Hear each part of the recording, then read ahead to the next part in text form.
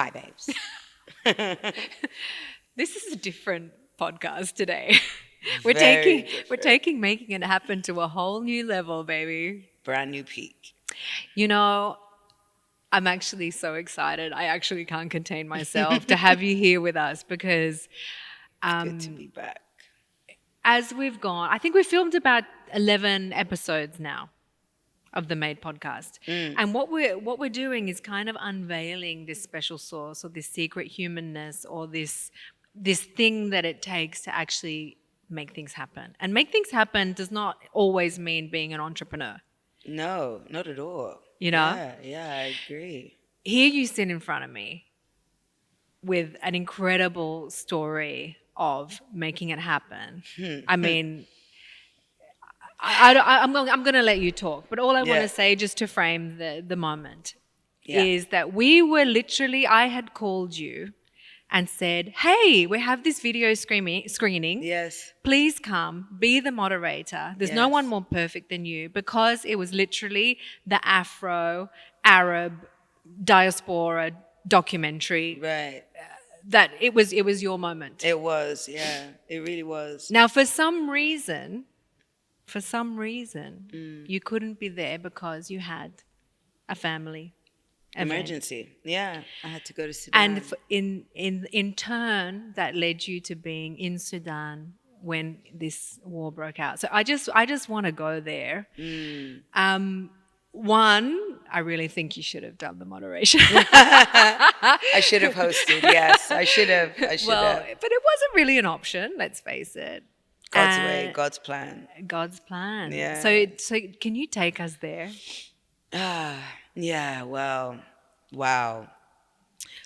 First of all, I'm fully with you on the fact that what a wow to be back, what a wow to be alive, and be with you again, Meredith, and be back in Dubai. It's always a pleasure, my love. Yeah, it's funny, like what I've been through has really made me realize how futile life is, and also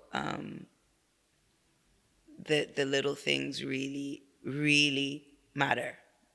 Interesting. Yeah. The little things really matter. Yeah, they really do. They're What, just explain foundation this of before you everything. go on, because this is, I can see your whole body actually feeling something when you. Yeah. What does that mean? Love, which is always I don't know, it's kind of taken very lightly, is everything. And there are so many stems in love, like the space you're in, if you're comfortable, if you're safe, drinking water. That's love. You know what I mean? Like clean air. Just feeling safe. Yeah. Little things like that I think is it's kind actually of big. everything, you know what I Yeah. mean? And Yeah. we take all these things absolutely for granted, particularly, in a place like the UAE, which Yeah. is so safe and so So secure safe. and such a wonderful place to thrive in. Yeah. When you're in a nest that provides these little things, that allow for you to thrive, that is everything. And that's been my biggest learning curve in this whole moment. Love and God. That's really it in the world. That's really it. It really, everything else we're doing is great and it's fun and it's cute and whatever. It's cute. Yeah, like, okay. Amazing. Yeah, like, vibes, good time. But like ultimately it's love and God. And that's what I mean by the little things. Whew. Okay, Yeah. so I want you to take us there, because I mean, what happened? When did you find out the war had broken out? What was that moment like? Was it like, take us there? Yeah. So yeah, it was really crazy. I went to Sudan because my cousin had passed away. Yeah. And like I told you on the phone, it was very like random, very unexpected. Yeah. He passed away He got a heart attack out of nowhere, very young. And anyway, so I had to go. Yeah. And my plan was to be there for 4 or 5 days max. I get there the day before I'm due to leave, actually, day 4, April 15th. I wake up from sleep to the sound of like, I don't even know what it was. It sounded like fireworks. But yeah, but then I thought to myself, okay, no, they can't be fireworks because I'm in Sudan. Yeah. And it's Ramadan and it's 10:30 in the morning. So what is this? And then I was like, no, it can't be. It's bombs, missile, gunfire. What is it? And the last possible thing it could have been was that. Yeah. But it sounded like that. So I ran out. My neighbors were screaming. My neighbors were telling me to go back inside, go under your bed, grab your phone. We're in war. This is war. This is a war. And I was like, what? Yeah, like, you know, when your brain can't compute, like my brain just couldn't gather what was happening. But I did that. I went under the bed and I did grab my phone. Then I went online, and the first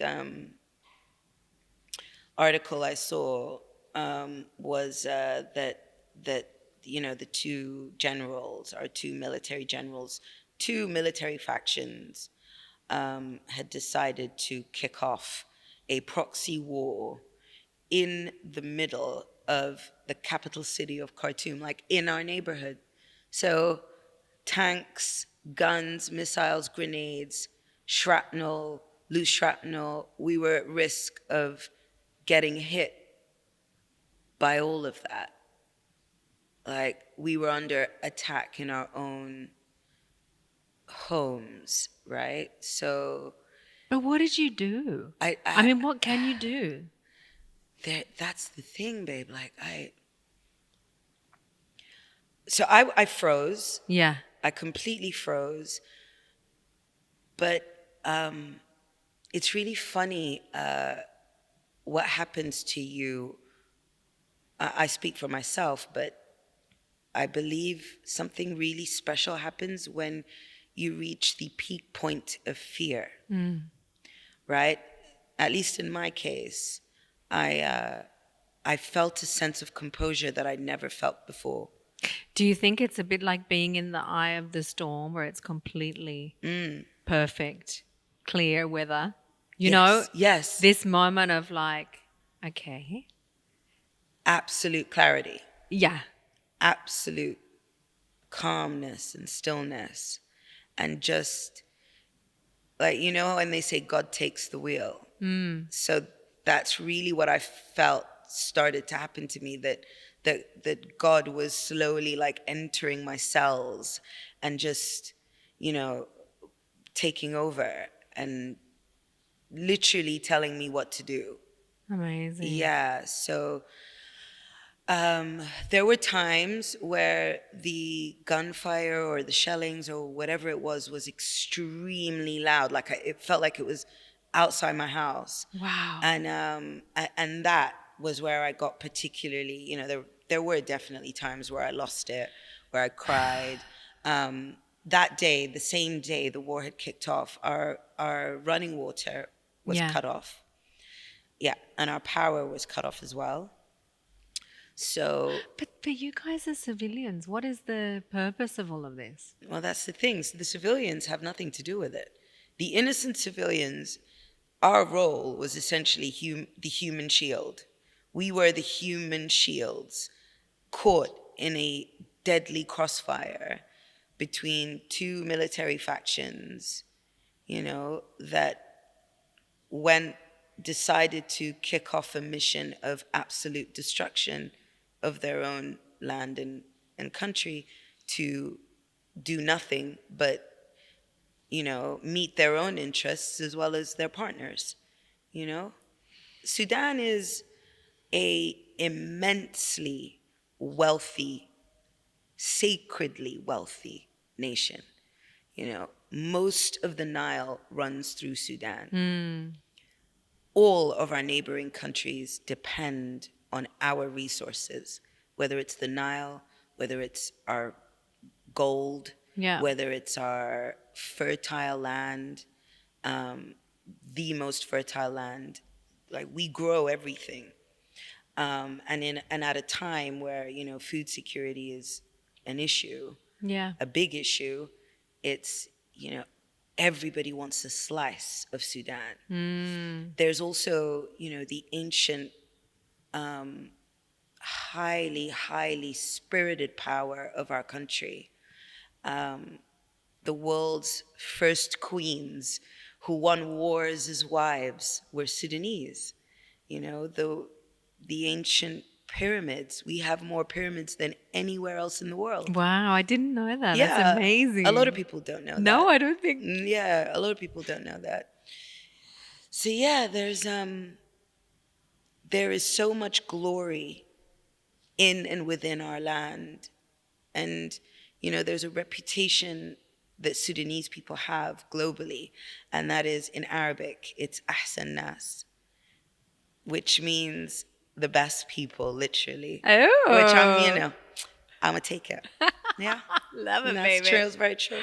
Yeah, no, we're known globally as the best people. And I believe that boils down to our kindness, our intellect.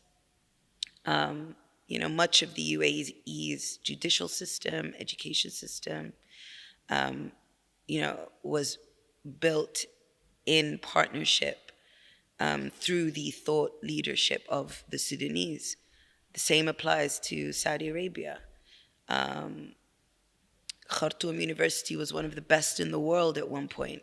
Amazing. So there's just so much to our land, and it breaks my heart, Meredith. I was just going to say, I'm happy to hear you speaking so fondly and speaking about this beautiful glory, but I can hear the pain in your voice. Yeah. And Because and our potential is gone. The potential, I won't say gone, but I'll say the damage caused by this war is harrowing. Yeah. And Is your house still there? Yes, but a lot of my family members have lost their homes. Because, see, we never really consider the mental devastation of war. We are almost used to seeing the physical debilitation that's caused, right? Like, the bombs, the fire, the violence, the destruction, right? All the physical elements of war we're now used to. We even scroll through it quite casually now. Totally. It's quite scary how we've become, as humanity, we've become quite immune. Yeah, desensitized completely. Yes. But we never really, even me, not until actually going through it. And there's something oddly healthy about that, by the way. Okay. There's something nice. oddly healthy about seeing humanity at its worst. Yeah. Oh. Because you also get to see humanity at its best. Okay. Yeah. Okay. I never saw love like I saw love. Okay. So let's. Okay. I really want to go back to this moment because there must have been a sequence of events, like you said. Okay, God took over. You felt this immense calmness. Let's go back there. Yes. Now, of course, there were days of us not knowing, like just watching, feeling like losers, basically. That what could be done. Right. And then I remember you seeing you like occasionally putting a story of like you'd show a little bit out of a car of what you could show, and obviously you were afraid, but you wanted to share that you were still okay. And yes. Can you take us through these steps of like, because these were all parts of how you made it happen to actually get out? Yes. From God taking over to like, what were these moments? Because you know yourself so well. You're someone who is incredibly in tune with themselves. Yeah. We want to know. We want to go there with you. Okay. So, right. So, as a British citizen, I was waiting to hear any information regarding evacuation. Yeah. that didn't happen. So I ended up being stuck in the war for about 9 days. Yes. And on day 7, I think, day 6 or 7, I had run out of drinking water. No. Yeah, so I was basically living off my drinking water. I was showering with it, whatever, because the running water was gone. We lost power for about four days. Day 5, I think it had come back. But yeah, so once I ran out of drinking water, I didn't know what to do at that point, and so I had to find a way to get to my auntie's house. But you were leaving your house? You were literally like banked up in your house? No, I couldn't leave. It was impossible to leave the house. That's why I I didn't have much food, Yeah. but I decided to kind of just use this as a moment to fast. Love it. I was like, why Silver not? lining. I mean, yeah, just get as practical as you can about stuff. And it was Ramadan as well. Well, So that's, yeah. Okay. yeah, so I was like, Nice the time food, to start a war. yeah, Just I mean, saying. Just saying.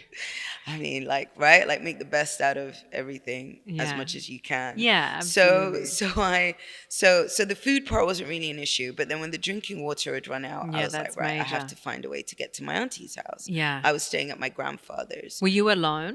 I was alone. Okay. But that was a blessing in itself because my grandfather has you could say it's like a bunker. Oh, amazing. Yeah. So my grandfather was very aware of the world and what we need as humanity to safeguard ourselves. Yeah. So he was, wise enough to do that. So I was in a kind of bunker situation, but I was alone.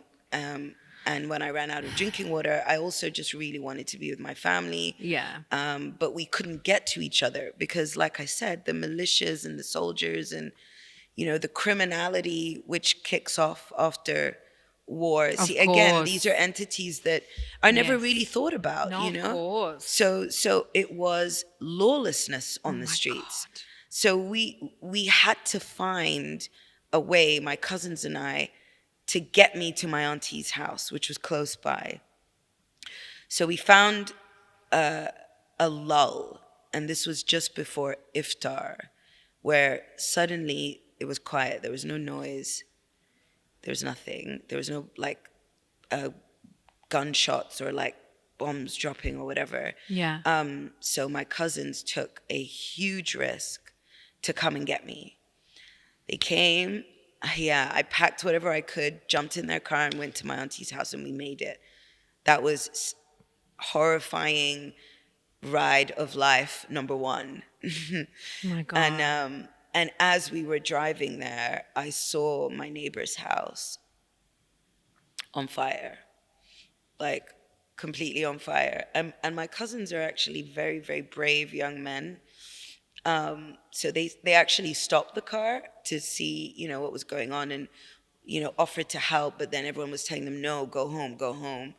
So we jumped back in, went to my auntie's. And then day 10 had arrived, day 10 or 11, I'm not sure. And my community, some members of my family and the neighboring community were planning an escape by road. So I decided to join them. And they were all telling me, no, wait for the evacuation flights. This is too risky, et cetera, et cetera. It's just so beautiful. And this is what I mean about seeing the best of humanity when we are at our worst. Because even in that moment, no food, no water, no electricity, risks that I've never in my life thought I would have to consider, leave alone deal with. Yeah. They were thinking about me and my safety, and we were thinking about each other's safety. Yeah. And prioritizing each other over ourselves. And that for me was just like, I didn't know whether to cry or of joy or cry from terror. Like it's such a dichotomy. Yeah. And then I decided to go with them. And it was absolutely the scariest journey of my life. It's like every checkpoint, and we were stopped maybe 6 or 7 times. Yeah. Because we had to drive through the war zone, babe. Like, we had to drive through the hell. So, burning buildings, dead bodies, just. So, these are the sensations. This is my foundation. This is my essence. I'm seeing it burn. Is there a word for that? No. Every checkpoint was like a meeting with doom. And who was setting up the checkpoints? The soldiers. But from both parties, or? Yeah, both My factions. Both factions.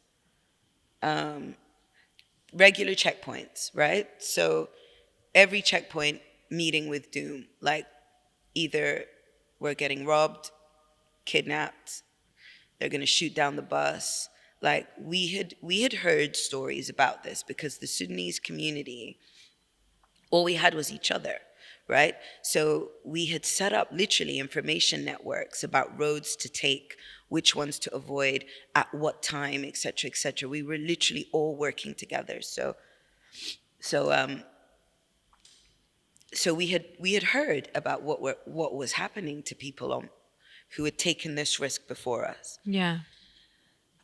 And what had happened? Had they survived? Some survived, some were shot down, some were killed, some were robbed, some were raped.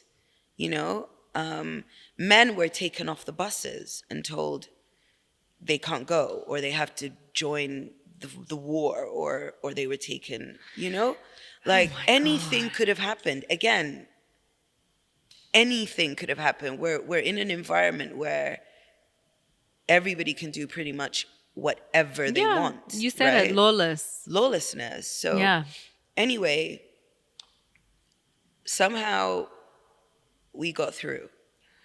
God. Amazing.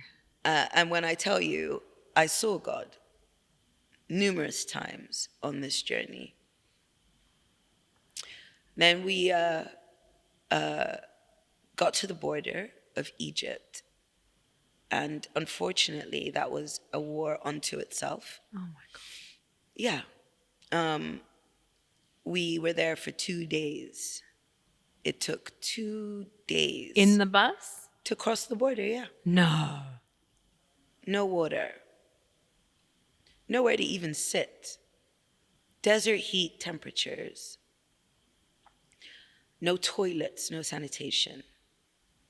And we were expected to basically just, no humanitarian presence either, which I found shocking. Even after quite a bit of time, when you think about it. We're already on day what? 12, 13, this was something? day 12. Yeah, Okay. day 12. 2 weeks in. Yeah. 2 weeks into the war. So that for me was a huge disappointment. And that's why a lot of my efforts now are centered towards humanitarian response and really working towards ensuring that they are there.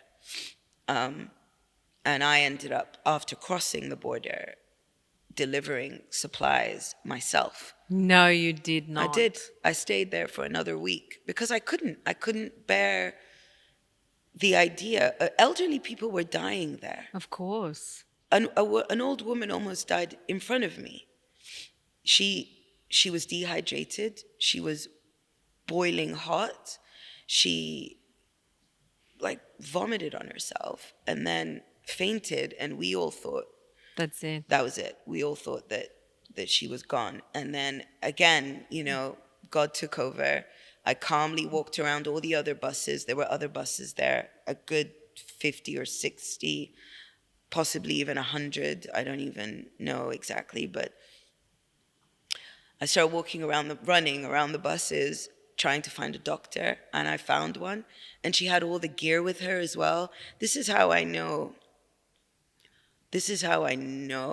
God loves me, right? And he really, really, really guided and protected me through the love and prayers and support of my community as well. I felt it, it was so sincere, so seen, like seen and felt, Yeah. And she had all the gear with her, Amazing. everything. She came, she whatever, did what she did, what doctors do, and saved her.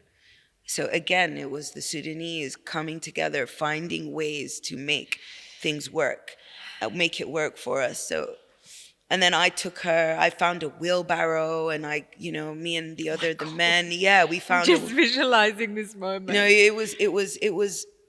And you yourself are already feeling quite, exhausted, and I hadn't slept at all. But again, God took over. So I had energy. I was calm. I was together. Found a wheelbarrow. We said, we have to move her. We have to find somewhere. I did whatever I could. I spoke with the guys in charge of the immigration or whatever, and we put her somewhere shaded. Yeah. And then when we finally crossed, I stayed there, delivered supplies myself, did everything I could by just way of getting like the emergency stuff, chairs, blankets, water, medicines, vitamins, things like that. And then, did as much awareness raising as I could. I did some media as well. You did a lot. You did a lot of media. And then a few days ago, I finally made it back to Dubai. When I saw my mom, I think she cried for like a good 5-6 hours. Oh my gosh. Yeah.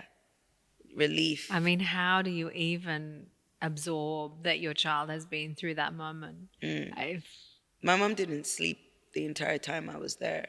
She was telling me. My dad also was telling me. My dad did sleep. My dad slept, but my dad's interesting. He has an interesting way of showing. I think it's an African Arab thing where dads are just like, they don't show emotions very much. Oh, it's there for sure. Yeah, it could be. I think that's what it is. They're very collected the whole time. So yeah. And when you came back to Dubai, which it's one of your homes, a big part of your life. I mean, describe that feeling of freedom, of real freedom. I didn't feel free. No. Oh, interesting. My mind and my heart is still in Sudan. Okay. I'm still there. And it's funny also, navigating the emotions I'm feeling right now. Yes. It's like 1 minute, yes, I'm so entirely grateful for everything, for just being alive. Sure. And then the next, I worry for my family non-stop. I have family members that are still there. Do you feel anger? Do you feel angry? Unbelievable rage that I feel I'm constantly trying to control. It's an unbelievable sense of rage. I mean, you like to think that things have a reason and that everything is happening as it should and all the rest of it. But when you go through something like that, it's a little hard to come to terms with, I would say. Yeah, and I mean, because, a lot of my work focuses on the beautiful delivery of humanity. Yes. Arts, culture, creativity, community, and then the diplomatic elements of culture is to build relationships, to exchange, to develop on a foundation of beauty. Yes. That's what my life centers around. I discover beauty in the most unlikely of places. The story of the UAE is an example. I came here 15 years ago and saw opportunities that very few did. Yeah. And I'm a proud part of a community that that has really laid the foundations for what is beautiful in the UAE or beautiful in the Middle East and Africa. And then I'm hit by this. It does seem quite an interesting choice of people to put in that place. Right? It's like, we can't deal with ugly guys. We cannot. I cannot deal with ugly. I cannot. But you know what? On the lighter side of things, and being someone who is such an optimist in the real sense of the world, in the word of what it means to be truly optimistic and see the joy of life and the possibilities of life. Yeah. Last time we'd spoken, you were telling me about the home you're building in Kenya. Yeah. And having this beautiful open invitation of wanting us to come and be there with you. Like, is this still in your heart? Are you still feeling like that? Very much. You want to go back? Definitely. Okay. Yeah. No, my love for the mother continent will never, ever, ever die. It's my source, my foundation. It's everything. And yes, Sudan will be difficult, of course. Of course. Which is so devastating to me. Our whole, all of us as Sudanese have lost a family home. And our family homes are not just homes. They're museums. They're 100-year plus generations that have lived in this home of our families. So it's institutions that have been attacked. And I know similarly this exists in the Middle East, where a family home is an institution. Yeah. Right? And the thought that I can't go back to what has been the constant in my life. Sudan has been a constant throughout my life. I travel a lot, you know that. Yeah. I move. I live in hotels pretty much. My mind is kind of required globally, but Sudan is where I always have gone back to, even from a kid, like my grandmother's house, my grandfather's house. Like the fact that we can't go back there is just so devastating.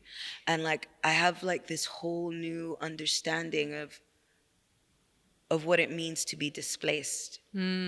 Yeah.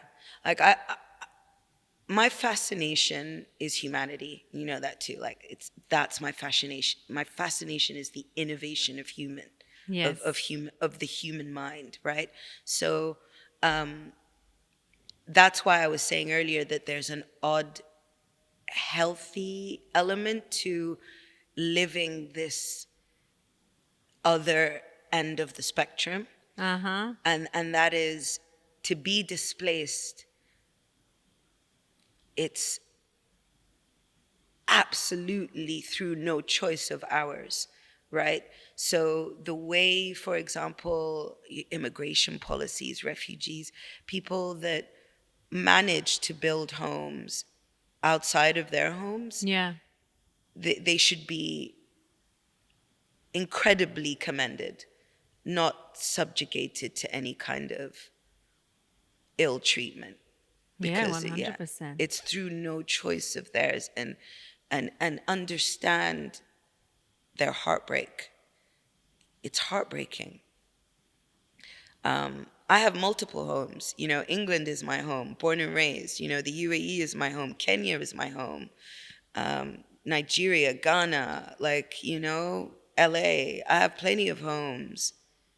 But when you lose your source, there's no word. So just, But listen, you did make it through. You did make it out of that situation. Yeah. It was not the end of you. It was not the end of you. No. So, you made it happen. I made it happen. Probably some other people helped you out there. Oh yeah. I mean, the Sudanese community, I have no words for them. I have no words for them. And how brave, resilient, coordinated, hopeful, proud, and just there are no words for what we overcame. But like I said, their family are still there. I'm going to continue doing everything I can to stop this war. War is just the ugliest thing in the world. It's so unnecessary. It's so disgusting.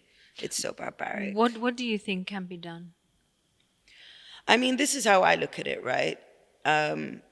War isn't cheap either. War is expensive. Yeah, and lots of people make money out of it. Yeah.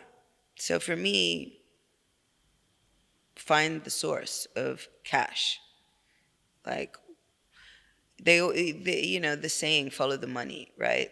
Like for me, it's just follow the money. And, you know, if we can find a way to stop warlords and warmongers from paying for their destruction of the world, then we have a solution. So that's how I look at it. That's on one end, the preventative end. And then from a solutions-based end, I feel like we really need to come together as humanity more and understand that if, you know, if we care, if we choose to care, then really care. Yeah. You know, there's a lot of facade around humanitarianism right now. Yes. You know? Always. Yeah. Forever. And I'll be very honest about it. You know, like people, there's a lot of conversations going on online and a lot of people talking and a lot of people love hearing themselves talk and whatever. But like, yeah, I mean, if you're going to put on a mandate or give off the idea that you are a caring human being, then stand by that. Or hopefully humanity will call you on that. Like, I feel like it's really time for us to do that. There was so much concentration around Ukraine. I'll be honest. And good, there should have been, because those were human beings that were in grave danger. Of course. Why not the same for Sudan? Why? Yeah, agreed. Yeah. Completely. So these are all ideas that I feel we have to address as humanity. Like, these are the issues. These are the issues that we need to look at. Why is there selectivity on human life? Age-old question. Right. I mean, you yourself are a media personality as well Yes. as many other things. You wear so many hats. But I'm sure this has shifted a little bit your agenda to be a little bit more political in just the way I'm hearing you speak. And of course, doing it in your beautiful way. Yeah. You know, by bridging cultures and using artistic notions and dialogue and in a peaceful way. Yes. But always. Always peaceful. Yeah. Of course. but like how has this shifted your direction? Because there's a million directions we can take every day. Like, how has this put you off into the world? That's a really good question. Really good question. Yeah, you see, cultural diplomacy always requires an element of political thinking, if you like, because, you know, the power of exchange is knowledge, right? Yeah. So there has to be an awareness of the other on a social level, on a political level, you know, on an artistic level. It all kind of comes together for me. But I think in terms of my direction kind of shifting is I've absolutely become more hardline, more truthful in my approach to the necessity of change, right? You know, before it was that beauty focus, you know? Yeah. Power of dialogue, power of writing, power of expression with a focus on what is possible in a beautiful way.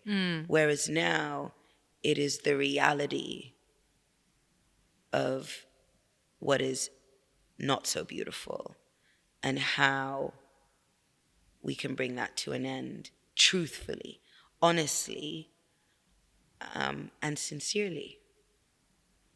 So I think that's the change. It's like, yeah. It's quite a lot on your shoulders. I've been introduced to it, to the worst. Yeah. And we need to really look at that now. And you've been working on a personal project, a book, Yes, I have. for about 3 or 4 years now, I think. Yeah, it's been in my mind for about 3 years, but I finally started working on it like 4 months ago. Okay. Yeah. So how has this incident evolved some of the thinking? Because I have the background on that. Yeah. I mean, this has to have evolved that, the thought process. It has. It's just, I think the evolution is that it's so much deeper now. Yeah. It's just a lot deeper. So my book, and I'm not going to talk too much about it because I don't want to, give away too much. But the book is semi-autobiographical.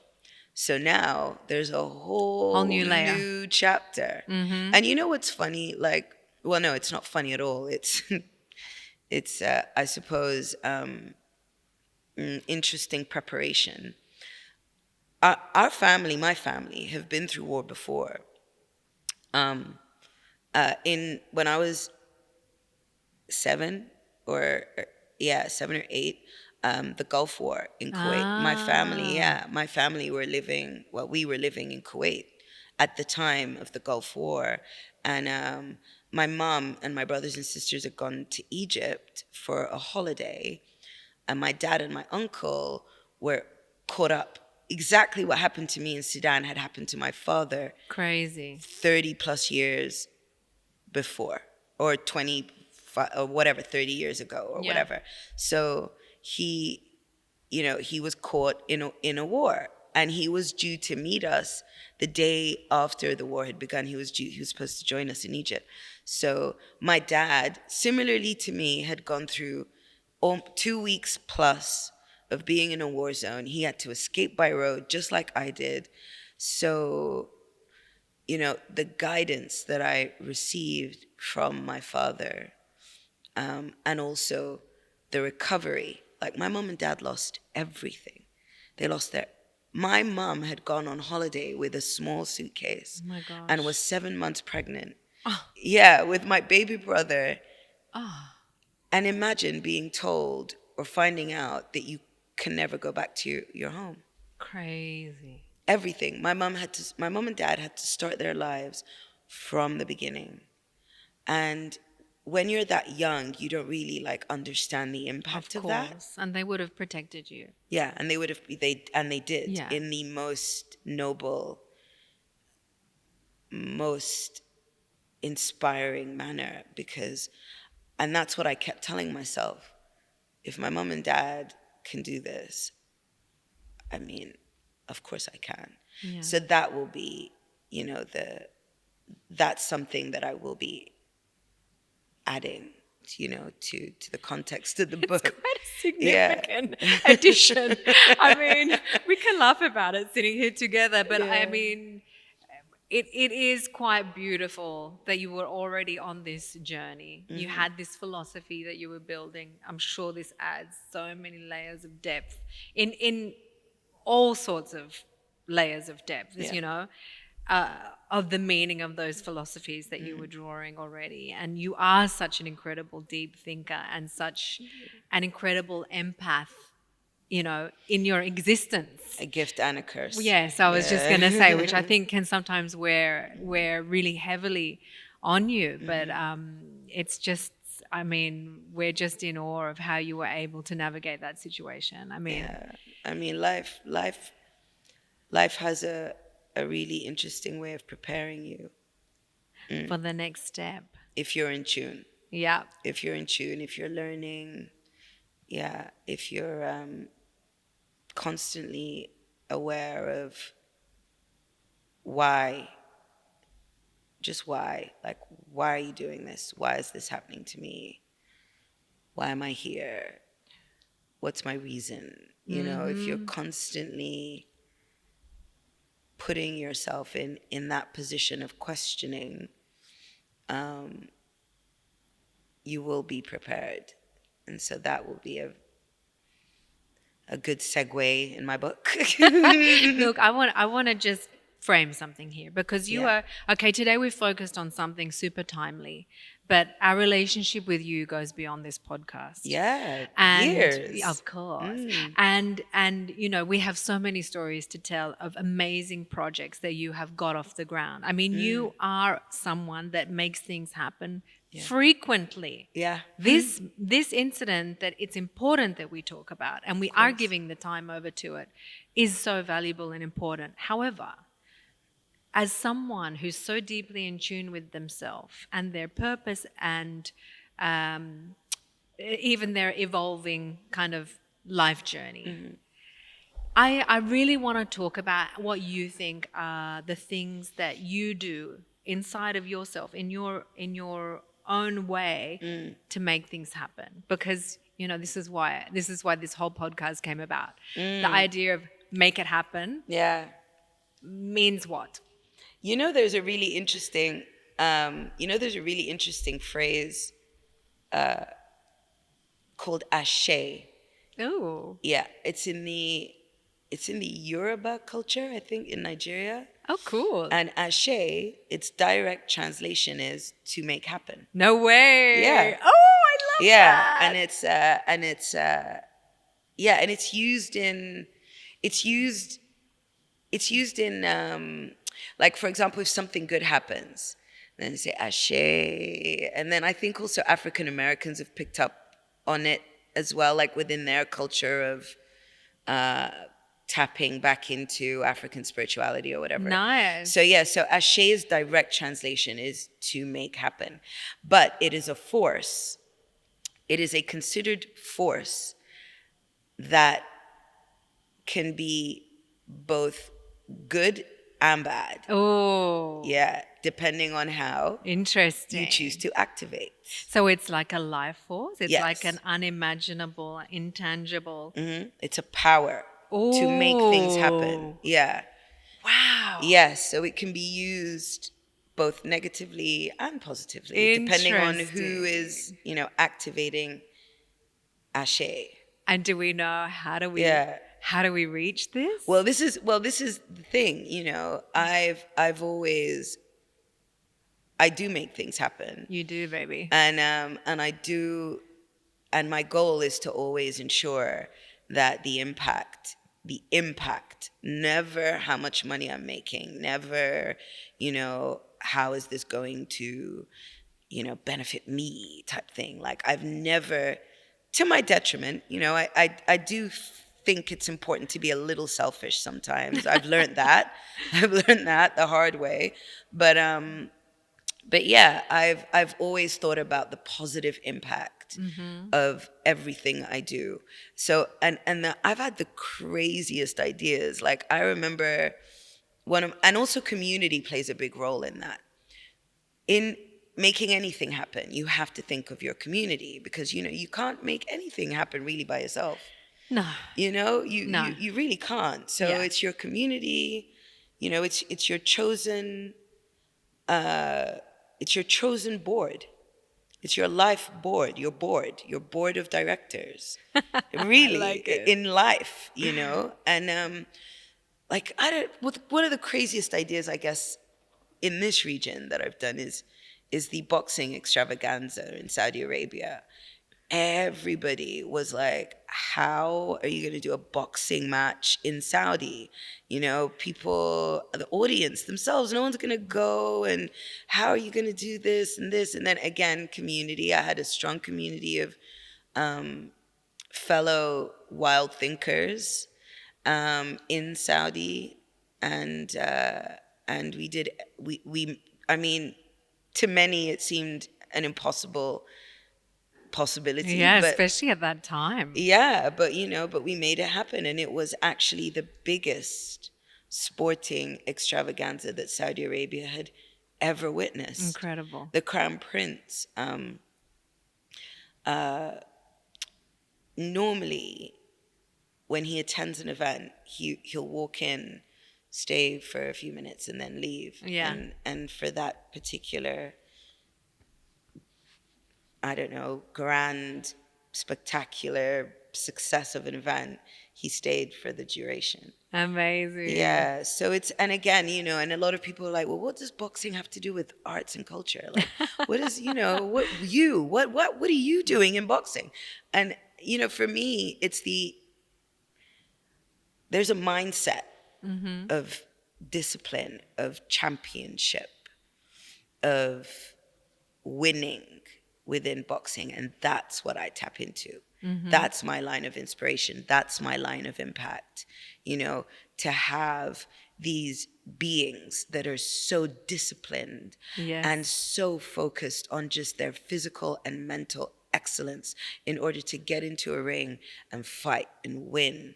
That is what I wanted Saudi to experience. That's what I wanted young people to understand, like the championship, the champion's mind, right? The championship mentality. And like the power of the human capability. Yes. Because Yeah. I know it runs really deep, because we are animals. Yeah. And we sit like really glued watching. I mean, there's nothing more powerful than watching a boxing match. No. Honestly. Yeah, and everyone's into it. That's the other thing. I mean, you cannot not be transfixed by that moment, because the human capability, the innate realization of your own capability in that moment. Right. I mean, it's like really. Yeah, goosebumpy. Yes. Yeah, exactly. It is, because this is like the ashe. Ashe. I mean, it's To make happen. I mean, they're channeling that when they're in the ring. There you go. Yeah, and it's fun. It's funny you say that, actually, because the fight was between Anthony Joshua and Ruiz. Andy Ruiz. So Anthony is originally Nigerian. Amazing. Yeah, and so I kind of visualized Fela Kuti, who's my musical hero. Well, he's my hero generally, because I mean, as much as he was a musician, he was also a change maker and a massive. Really believed in the power of humanity again, and how self-discipline, self-determination, self-reliance, these are all like entities that I tap into all the time. So I just kind of visualized Fela music playing super loud as Anthony walked out, and then kind of again bridging the kind of the African connection with the Arabian, because there's so much we have in common as well. The Arabian way of being the hospitality element, family element, community element. Like we have, because I'm a product of both. Yeah, I'm able to see our similarities and the possibilities of our union. Yeah. And there's a lot out there like you. There's a lot. Yeah, there are. Yeah. There's a lot. And so again, it's seeing opportunity everywhere. I really believe in having a presidential perspective to life. That. Yeah. I love it. The presidential perspective. Yeah, because we're cool. I am the president of my own world. Yeah. And I'm carving my own world. So I have to have a presidential point of view. And so to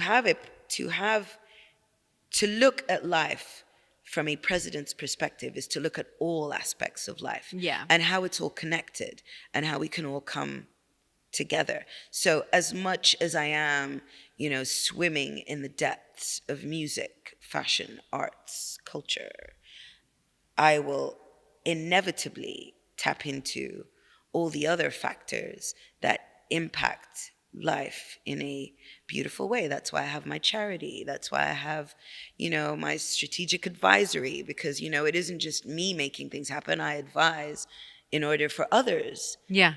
I want to see glory everywhere I go. So I have all these different means of impacting. And that's key. That's what you're all about. That's key. So, how do you think that anyone out there listening can get in touch with their Ashe? Can tap into Can Ashe. tap into it. Right. I would say, number one, observe and continue to edit your immediate environment. That's number one. Nice. Because to make anything happen, you will not do it alone. You may be able to achieve a lot of what needs to be done by yourself, but in order to get it done, you need to keep your environment in check. That's one. Number two, love. Number three, God. That's it, really.